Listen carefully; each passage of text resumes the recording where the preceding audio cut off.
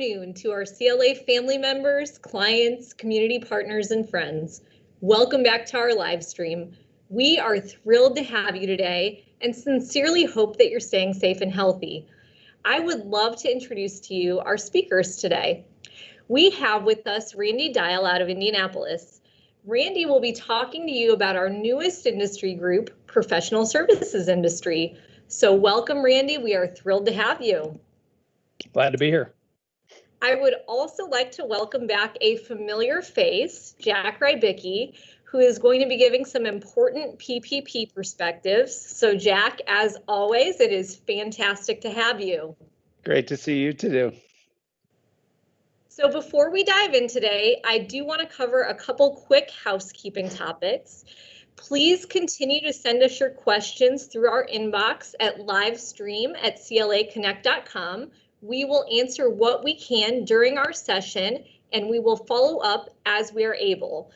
And as a reminder, you can always reach out directly to us for specific consultation at claconnect.com on the COVID-19 resource page using the Contact Us button. So with that, I would like to start our discussion today with Randy Dial. Randy, it is awesome to have you here with us on your first live stream. And Randy, I mentioned at the beginning of the session that CLA is launching a new industry. So can you tell us exactly how CLA defines the professional services industry and what exactly it encompasses? Absolutely, I'd love to, and I'm so excited to talk about this today, Leslie. So what we are launching is an industry called professional service organizations. And it's exactly what it sounds like. They are organizations providing a professional service of some sort to their clients. Let me give you some examples. Legal services, law firms, financial services firms, real estate brokers, insurance agents, payroll benefit brokers, staffing companies, architects, engineers, marketing and ad agencies.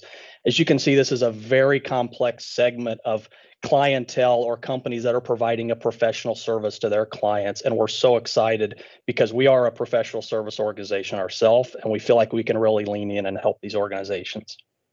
Well, that is so awesome. So first of all, thank you so much for defining who exactly fits into that category. And can you help us understand why we are launching a new industry as a focus area also? You bet. And I think there are several reasons. So first of all, it's the concept of just getting to know and help, which is the promise that CLA has. We, being a professional services firm ourselves, have the experience to just really, like I said, lean in and the ability to offer, I think, relevant experience to a lot of the organizations out there providing a professional service.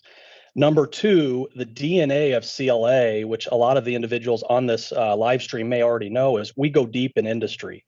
We want to really get to know and attack an industry. That's just who we are. And so to build out an industry that has the experience and the ability to really dive in, that's just something we get really excited about. And the last thing I will mention is that leads to what we call as inspired careers here. When you can connect people within CLA to a passionate industry that they want to follow and be part of, it just creates this magical relationship. And we believe we've got some passionate people that really love professional services, and they really want to lean in and provide the experience and the ability to grow individuals and companies in that space. Well, that's awesome. All fantastic reasons to be launching that industry.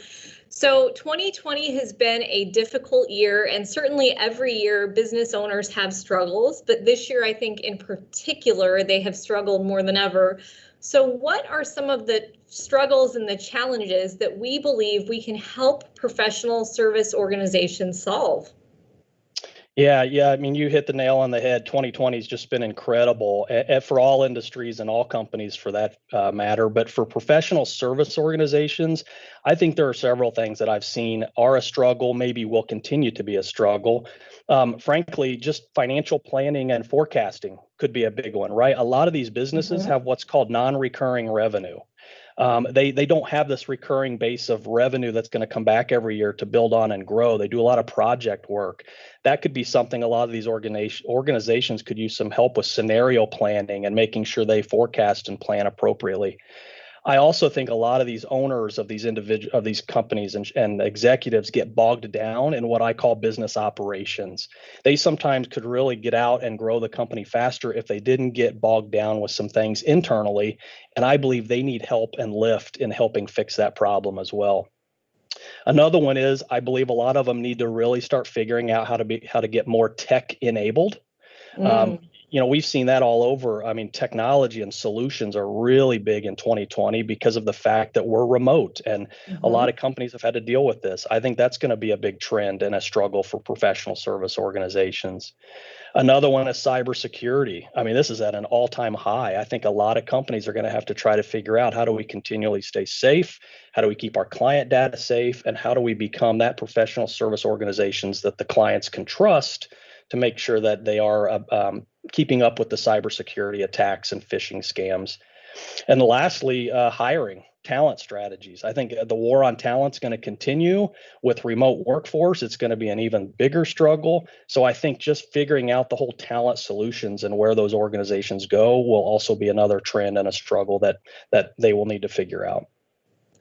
Yeah, so you talked a lot about challenges, and I think, there's challenges and then there's probably some forward-facing trends. Certainly, you talked about workforce being a trend. Any other trends you see coming with professional service organizations that you'd like to comment on and how that might impact them here in the future? Yeah, I think the top two in my mind, I'll come back to it. One is technology. I mean, I really do think that's going to be a big Mhm. trend for professional service organizations. Not only how can they operate better themselves using solutions internally, but how can maybe they use the data they have to come up with Oh, ideas and strategies around how they can diversify the services they provide, or how can they help their clients more with some type of technology solution? I think that's going to be a big one. The other big one I think is going to be succession. We're hearing that everywhere in all industries. I think owner transitions, I think exit strategies are going to continue to be really large in the professional service organization space. A lot of these individuals, as you probably well know, tend to have a lot of value personally in these types of organizations, right? So this concept of personal goodwill may be relevant. And how do you transition value that's held with someone of high importance to the rest of the team through management buyouts or ESOPs, or what does that look like? And so the importance of that financial planning and forecasting and just digging into succession strategy, I think is going to be a big part of professional service organizations. well, those are some really good insights. So, anything else specific about CLA's strategy to help clients in this space that you want to share as you guys start to launch this industry? Yeah, we're thinking of some really neat things as to how we, again, can lean in and help. That's really what we're here to do. I'll come back to the comment I made about a lot of the businesses that we deal with. The owner, the executives are getting bogged down in what I call our ops and things that are just preventing them from really strategizing and taking these businesses to another level. We are coming up with an idea to offer subscription packages maybe to streamline those ops, right? Can they outsource their accounting or some of their tax work so they don't get surprise invoices, and maybe make that into a monthly bill where they can forecast and budget for it?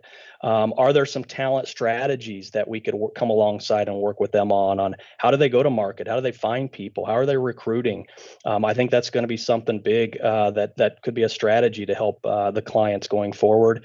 And the last one, and the most important, again, I reiterate, is the financial planning and scenario planning. I mean, we've seen that at CLA this year. When you get hit with something unexpected like the COVID asteroid that we've all seen, what do you do? How do you react? Do you have a contingency plan?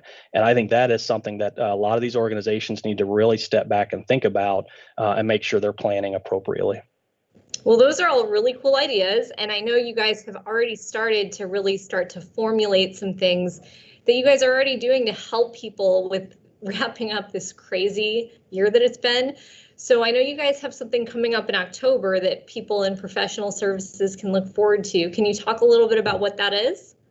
You bet. Yeah, absolutely. I think there's going to be a lot coming out from CLA to get out and help these organizations. But specifically on October 29th, we will be offering a 2 hour CPE event that's going to talk about all kinds of just year end things to be thinking about. whether it's the PPP items that you're going to hear more about today with Jack, and just the forgiveness and filling out that application, and tax implications and planning, and things within the audit and financial statement topics that we believe will be relevant. The CARES Act, we're in planning for this session, but we're going to provide all kinds of value and opportunities for professional service organizations to come listen to, and for those eligible can get some CPE education as well. So really excited. Well, that's awesome. That upcoming session sounds fantastic. And we really enjoyed the insights that you provided with the mega trends that professional service organizations are facing and how you guys are planning to respond. So we really look forward to seeing what your new industry does here in this coming year. So thank you for joining us. We will keep you around if we've got some questions that come in the inbox. But with that, we do want to pivot over to Jack Rybicki for some PPP strategies. So Jack, it is great to have you back. This week we had some really good internal education for our professionals where your team covered a lot of really important topics related to updates from the Hill, SBA approvals. We talked a little bit about what were some clarifications on eligible expenses, timing of forgiveness and some strategies around that, and then other important planning considerations. And so I want to go into some of those. I also know you got to be part of a hearing this morning, which was pretty impactful just to understand the direction of some things. And so let's unpack several of those concepts. And I think it's important that maybe we start with the legislative update because that shapes a lot of the direction of where these things go, especially because you just came off of that hearing this morning. So we haven't had much in the way of legislative movement, but what does that mean for the organizations and what they should be thinking about? Yeah, Leslie, great summary. Unfortunately, that we haven't had much really new coming out. There's been a lot of discussions, though, in Washington, and there is some movement and some bipartisan support for some things that I'll be able to at least summarize for the group. Although none of it looks like it's going to come to fruition anytime soon, unfortunately. So, just in the context of guidance coming out, there really hasn't been anything new that's come out in September formally from the SBA or Treasury at this point. We did get, a few pieces of guidance that came out in August related specifically to forgiveness, and so that was very helpful. Looking forward, though, and when are we going to get more information? We really don't think there's going to be a lot coming out. Now, the hearing that you mentioned earlier today, that was a House Small Business Committee hearing, and Mr. Manger, who is the chief of staff over at the SBA, was the speaker.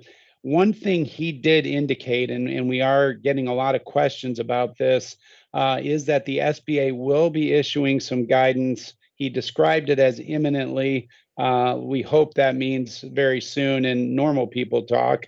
But that guidance on merger and acquisitions and how the SBA will view those and facilitate those. Because right now, there is a concern that if you do a change in control or try to substitute a new borrower in, you could actually be in default of your obligation or your PPP loan, and that would obviously preclude you from getting PPP forgiveness. And so that'll be a good one to get some clarity on. And that was really the only thing of consequence that came out of the hearing earlier today. Mm-hmm. There was a number of questions about what the SBA is doing around scaling and things of that nature. They did share that there's been roughly 96,000 PPP loan forgiveness applications that have been submitted into the portal that was opened up on August 10th. So that was good information. For those of you thinking about the math on that, it's a very small number, though, in the context of 5.2 million loans that were granted, right? So not a lot of people actually pursuing forgiveness yet at this point. And there's a lot of reasons for that, and we're going to actually talk about some of those shortly. The other thing that was very interesting, though, because there were some questions about this, the SBA has not responded to any of those 96,000 inquiries that have come in yet. So the SBA has a 90-day period that they can use to review those applications as they've come in. And up to this point, there has been no response back from the SBA on any of those. And so we think that once the responses start to come out, we will start to get an idea of the way the SBA is going to interpret some of the language that's out there right now that is giving us pause in the application process, and hopefully it gives our borrowers some more clarity. You started the question though with the legislative front, and I do want to say that we really don't think there's a big opportunity to get anything moved in Congress right now, likely before the election. It was already a long shot given, how close we are to the election and the need to focus on a continuing resolution. But with the unfortunate death of Ruth Bader Ginsburg, and now the diversion of everybody's attention to the struggles around confirmation of a new Supreme Court justice, that is really sucking up a lot of the oxygen now in Washington. And so even though there appears to be bipartisan support for a number of PPP related efforts, I doubt it's going to, see anything come to fruition. There was a lot of urging, though, on the committee hearing today across the aisle, of course. So mostly they were talking to each other or at each other. But even earlier this week, Chairman Powell of the Fed and Secretary Mnuchin of the Treasury testified in front of Senate. Both urged Congress that they have to really do something more in order to get the economy back running again. The senators were looking specifically for Treasury to do something, or the Fed to do something potentially with the Main Street lending program. And both of those groups felt like they don't really have the power to do anything that would be meaningful to get small businesses up and running. And both suggested that a re-upping of the PPP is really what's in order. And in order for that to happen, Congress has to get their act together. So that's unfortunately all we have, and it's not promising. Yeah, no, I mean, I think those are all really good points. I think we all understand that 9/30 is the end of the government's fiscal year. Everybody's starting to really focus on the campaign trail. And so we've told a lot of clients that we're in the wait and see mode. And so wait and see brings up another really interesting point, and that is the great debate about when to file for forgiveness, to wait, not to wait. And so what are organizations thinking about whether or not they should file now, or should they delay that? And so what are things that we're walking companies through about the timing of filing their applications? Yeah, I mean, there's really no right answer, I guess, is the one thing I want to start off with on this, because there are so many factors to consider, right? The merger and acquisition topic that I brought up is not going to be relevant to everybody, but if it is relevant to your organization, it may force you to make some PPP related decisions earlier than you might otherwise want to, right? Because there are a host of concerns around having a PPP loan outstanding in an environment where you're looking at either buying or selling your business, right? So you definitely need to consider that. And there's some great resources out there. There's a lot of concern related to if you have that change in control, again, that if the SBA and your bank doesn't approve the change in control in advance, you could actually lose the ability to get forgiveness, as I mentioned earlier. And so if you are contemplating that, the one thing we are telling our clients, make sure you contact the bank early. The bank is going to be your best conduit into the SBA. And hopefully, as Chief of Staff Menger mentioned earlier today, we will have some guidance out from the SBA in terms of their thoughts around merger and acquisition activity in the PPP loan environment. So we hope to have more guidance out on that very soon. There is a general lack of guidance out there, though, and that's another factor to consider. and sometimes when we get what we ask for, it's not always what we want, right? And so while we have all been clamoring for more guidance, when you look at the guidance that has come out over the last month to 2 months, some of it's been very positive, like we got clarification on wages and salaries and the fact that you can probably include more in an 8-week period than just 8 weeks of salary, for instance.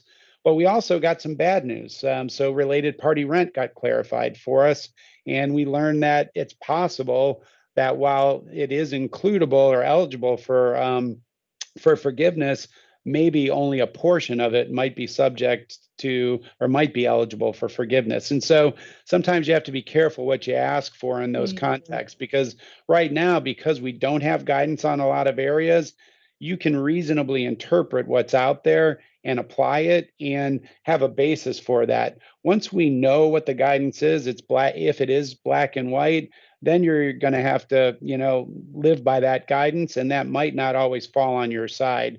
So there's, that's a double-edged sword in determining whether or not you want to file now or wait for additional guidance. But there are a few other things that we talk to our clients about, in particular, distributions. So while the PPP program does not say you cannot make distributions to owners while a PPP loan is outstanding, that is a facet that's in EIDL loans, but PPP doesn't say that. There is a concern that if you're making distributions, that if the SBA reviews your loan, they may construe that well, you have enough money to make distributions to owners, so you really didn't need the PPP funds in order to keep your workers employed. And so again, that's a risk factor to consider. And so the timing of when you think you're going to be able to start making distributions to your owners is another area that should be considered when you're trying to look at forgiveness. Expected changes in ownership is another one. So if you've got an owner that's retiring and you're going to buy them out, you've got the PPP money now, but then you're going to get forgiveness next period. When it's taxed and when it's not is going to be an issue, and you want to treat all your owners fairly. So that's another topic to consider, as well as some more basic stuff like loan covenant compliance. Are you even allowed to have another piece of debt outstanding if you have other loans out there? And a basic function of just workforce management. Many people kept their staff employed because they had the PPP funds, but at some point during that 24-week period, those funds are going to be exhausted, and you may want to right-size your staff at that point in time. Well, there's a concern that if you don't file for forgiveness immediately, the SBA could come back and say, well, let's look at your FTEs over a broader period of time. And if you made a headcount reduction after you exhausted those proceeds, could that count against you? Again, we don't know the answer to that question, but it's another thing to consider with respect to timing of filing, right? Because we would hope that when you file the application, at least that would put a stake in the ground that the SBA shouldn't be able to look at anything after that, although we don't even know that for sure. Right. Right. I mean, they've been holding applications, so who knows, right? Exactly. So the one other thing I would tell everybody is there is a little bit of tax planning to go on around PPP timing as well. As our listeners know, the IRS came out with some guidance that was somewhat unfavorable to the taxpayer, basically saying that if you get forgiveness for the PPP loan, all the costs that were funded by those loan proceeds become non-deductible. And so, if you think about that, just from a federal perspective, if you have a flow-through entity, if you had $1 million loan this year and all those expenses became non-deductible, your tax liability is going to go up by, roughly $400,000 this year, because that's going to flow through to the individuals. And unless they have losses that have accumulated, so if you were still making income, all of that would be taxable to you in the current year effectively. I know that wasn't the intention of the program, but unfortunately, the way it's currently being interpreted, that is the expectation. Now, we may have Congress come over the top of the IRS at some point, but it's very unlikely to think that that's going to happen anytime soon, and might happen next year if you give it some time. So there's the tax planning aspects, is that if you wait to file for forgiveness and forgiveness doesn't get determined until 2021, then you get to take those expenses and deduct them in 2020 at least. So in my $1 million example, that way your taxable income is lower this year. Now, if you get forgiveness in 2021, you'll have to pick that income up in 2021, but your company might be in a much better position cash-wise and operationally to actually bear that burden, right? So that would be the tax planning opportunity that's out there. Plus, it might give Congress a little more time to check the IRS's determination on how this works. So those are some things that we're talking to our clients about, Leslie, on timing that folks should consider. Yeah, so lots to consider there, lots of strategy there. And so, we talked about, when we talked about strategy, waiting for clarification on expenses.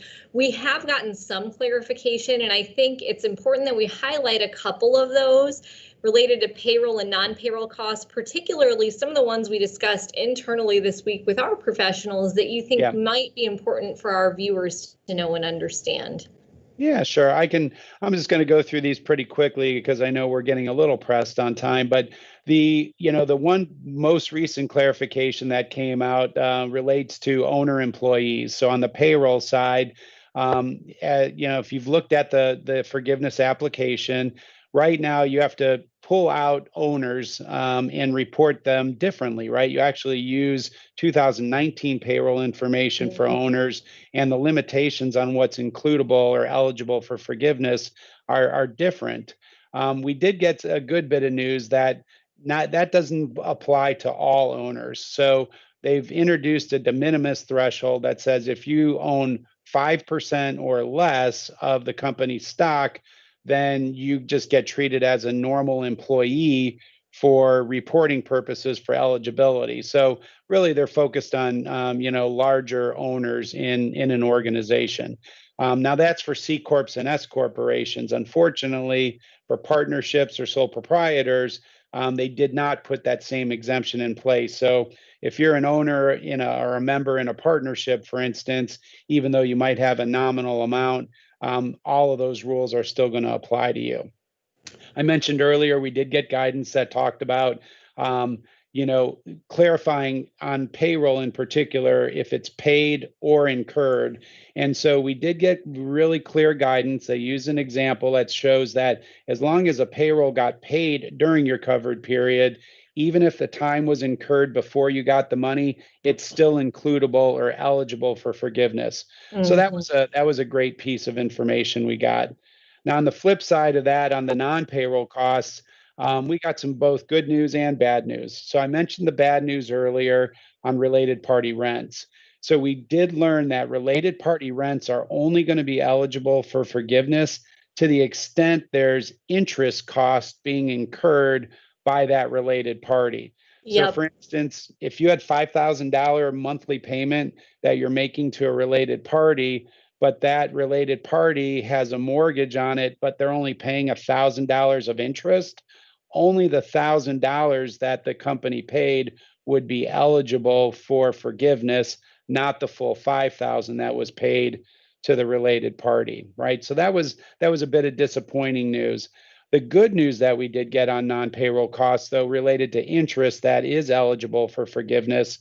We were speculating that interest on things like auto loans and other pieces of debt that were secured by real or personal property would be includable. We did get a specific example that does allow that. So now we know that if you've got a loan that's secured by a building or equipment or an automobile, that interest is going to be includable. We also do know that unsecured lines of credit, which we knew before, are not includable, so the interest on that. And there is still some questions on ones that have blanket security interest, for instance, on all the assets of the company. Well, there you've got both real and personal property, and intangible property securing that. We still don't have great clearance or great clarity on that. But those were some of the things on the payroll and non-payroll side that we did get clarification on recently. So, we're getting near the end here, and I just thought, what are a couple unique and parting thoughts on PPP and other comments you'd want people to be thinking about as they start to put together their whole strategy with everything and we start to get to the end of the year here? Yeah, and there's really kind of two main concepts I'd like to just make sure everybody thinks about, right? We've got a lot of flexibility. As a borrower, you have a lot of flexibility now, right? We only had an 8-week period to start with. Now we've got the ability to use a 24-week period if you got your loan early on. And so, look at that somewhat as a blessing and don't try to push the envelope. We continually get questions. Our team always jokes about fuel and can we include, since transportation was a utility, can we include our gas cost for our fleet? That's a gray area. Some people are saying, yeah, we think so. Some people are saying, no way. If you have the flexibility to kind of hit down the middle of the fairway, right? Use payroll cost as the main cost that you're going to ask forgiveness for and not have to worry about the things on the fringes that might get disallowed, then take an extra week of payroll, accumulate the cost using that, and don't use these things that are on the fringes, right? So that's one bit of advice that we are trying to get across to our clients. Now, the other one really has to do with what we're seeing in the marketplace right now. If you read the papers and you just do a Google on PPP, you're going to see a lot of enforcement actions that are coming out right now. So the Justice Department obviously has been looking into PPP borrowers, and you're hearing a lot more about fraud cases with respect to PPP. Either people fraudulently trying to obtain loans using fake payroll data, or even more prevalently, once they got the money, going out there and buying diamond rings and condos and, new cars and things of that nature.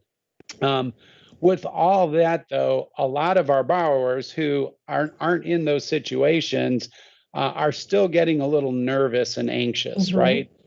Sure. So again, what we're talking to our borrowers about there are, look, make sure you've documented everything. You've done the right thing on the application. You're doing the right thing on forgiveness. Make sure you've got all that documentation in the file. So in the event that the SBA does come calling or some other agency comes calling, you've got your ducks in the row and you're not scrambling on the back end. The other piece that we're talking to our clients about right now, there was a lot of concern on the front end. Should I or can I even apply for the loan? I think now that's pretty much a settled argument, right? Everybody had uncertainty at that point in time. We would hope that there wouldn't be a lot of challenges on whether or not you were eligible to apply for the loan based on economic need. However, this now is another time that you have to think about, am I going to do the right thing, right? Did you really need the proceeds? Were they there and did they help you through this time? Or are they just going to drop to your bottom line, right? So we've got some clients that have, continued to keep business going on a, pretty flat level, or in some cases have even seen an uptake in their business, right? And they're doing great right now. And so, in that case, even though you might be able to get loan forgiveness, the question that you need to ask is, should we be requesting loan forgiveness at this point in time, right? That really, was this in keeping with the intention of the program?